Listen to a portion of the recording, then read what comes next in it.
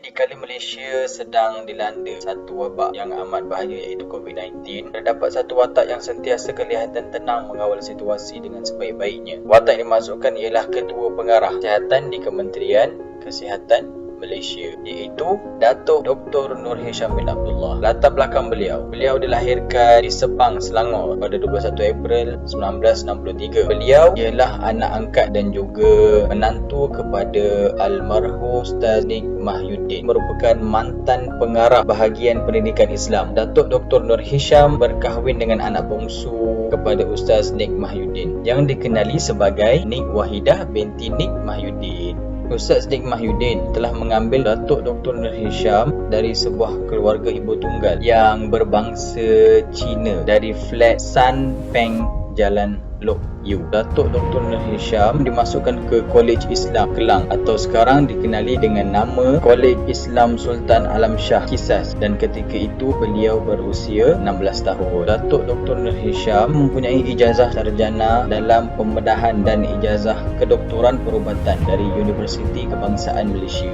dan beliau menyertai perkhidmatan awam sebagai pegawai perubatan semula pada Ogos 1988. Beliau kemudiannya menjadi pakar dalam pembedahan endokrin dan melakukan latihannya di pelbagai universiti di Sydney, Australia. Beliau merupakan pakar bedah umum pada tahun 1994 dan juga pegawai perubatan pakar bedah umum Hospital Putrajaya pada tahun 2004. Selain itu, beliau juga memegang jawatan sebagai Timbalan Ketua Pengarah Kesihatan Perubatan sejak 1 Februari 2008 dan merupakan Ketua Jabatan Pembedahan Payudara Endokrin dan Pembedahan Hospital Putrajaya serta pakar perunding bedah kanan Hospital Putrajaya pada tahun 2007. Pada 1 Mac 2013, beliau dilantik sebagai Ketua Pengarah Kesihatan bagi menggantikan Datuk Seri Dr. Hassan Abdul Rahman. Beliau menyumbangkan banyak buah fikiran dalam jurnal tempatan dan antarabangsa dan menulis banyak buku teks tentang pembedahan endokrin. Kepakarannya dalam kanser endokrin payudara dan telah memberikan pimpinannya dalam pelbagai pembelajaran serta program jangkauan kesihatan yang inovatif di seluruh negara. Pada Ogos 2017, beliau dilantik sebagai Ahli Majlis Tertinggi Jawatan Kuasa Eksekutif Komuniti Pakar Bedah Antarabangsa untuk 5 tahun, dari tahun 2017 hingga 2019 dan dari tahun 2019 hingga 2021. Beliau juga merupakan Presiden Majlis Perubatan Malaysia. Pada 2020, beliau dan Menteri Kesihatan Datuk Seri Dr. Adham Baba bertanggungjawab dalam menangani wabak COVID-19 yang menular di negara kita, iaitu di Malaysia. Antara anugerah-anugerah yang beliau terima ialah Kesatria Mangku Negara, iaitu pada 5 Jun 2004, dan Panglima Jasa Negara 2 Jun 2007, Darjah Seri Paduka Mahkota Perlis pada 17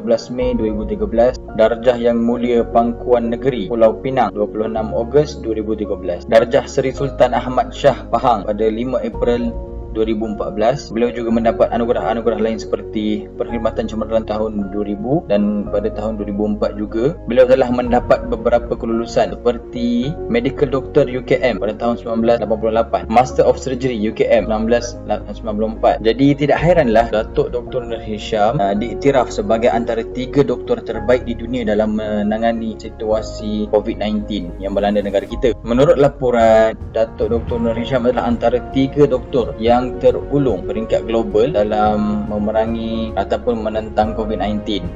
Selain pakar penyakit berjangkit Amerika Syarikat iaitu Dr. Anthony Fauci dan Ketua Pengarah Kesihatan New Zealand iaitu Ashley Bloomfield. Baru-baru ini tular satu video apabila ditanya apa signifikan kepada beliau dan KKM atas pengiktirafan sebagai 3 pengarah kesihatan terbaik di dunia. Datuk Dr. Hisham menjawab dengan rendah hati iaitu isu pengiktirafan saya, beliau merasakan itu adalah pengiktirafan kepada negara, bukan kepada individu dirinya sendiri, iaitu kerjasama antara kaki tangan Kementerian Kesihatan bekerja sebagai satu pasukan untuk menangani wabak yang melanda negara, iaitu COVID-19.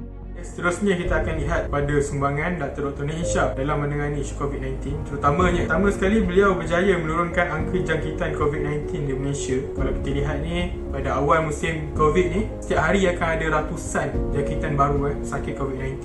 Dibandingkan dengan hari ni, hanya puluhan. Kadang-kadang turun sampai satu angka jangkitan baru sakit COVID-19. Secara tak langsung juga beliau telah berjaya menaikkan nama Malaysia di mata dunia sebab beliau adalah antara doktor yang terbaik di dunia dalam menangani isu wabak COVID-19. Dekat sini kita boleh lihatlah Dr. Hisham ni, sifat kepimpinan beliau dan juga kebijaksanaan beliau dalam mengatur strategi menangani isu COVID-19 dan juga dalam memenangi hati rakyat Malaysia untuk mematuhi setiap perintah, arahan dan SOP yang dikeluarkan oleh pihak KKM dan juga kerajaan. Seterusnya untuk kita mendalami lagi isu, kita lihat cara Dr. Hisham ni menangani isu pandemik ini.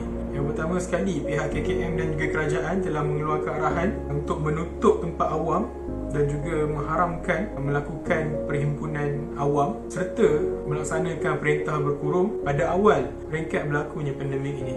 Tidak lupa juga pihak KKM juga telah melaksanakan perintah penjarakan sosial dan juga pemakaian penutup muka ketika berada di tempat awam. Perintah ni dijalankan dengan tegas lah. Macam mana kita tahu, kalau ditangkap tidak memakai penutup muka di tempat awam akan dikenakan denda. Seterusnya, kalau kita tengok Dr. Hisham ni, beliau sentiasa berpenampilan tenang dan juga yakin ketika memberikan ucapan agar rakyat ni dia tidak cemas dan juga panik dalam menghadapi musim-musim berwabak ni. Kalau kita tengok daripada ucapan yang diberikan oleh Dr. Hisham ni, dia seakan-akan memberikan harapan kepada kita yang bahawa kita akan berjaya untuk membebaskan negara Malaysia ni daripada wabak COVID-19. Seterusnya, beliau tidak penat memberi peringatan kerap kepada rakyat Malaysia untuk mematuhi SOP dalam pelbagai saluran media masa. Sebagai contoh, setiap hari kita kan selalu dapat mesej daripada pihak KKM yang memberikan peringatan tentang sentiasa membasuh tangan, sentiasa memakai penutup muka di tempat awam, sentiasa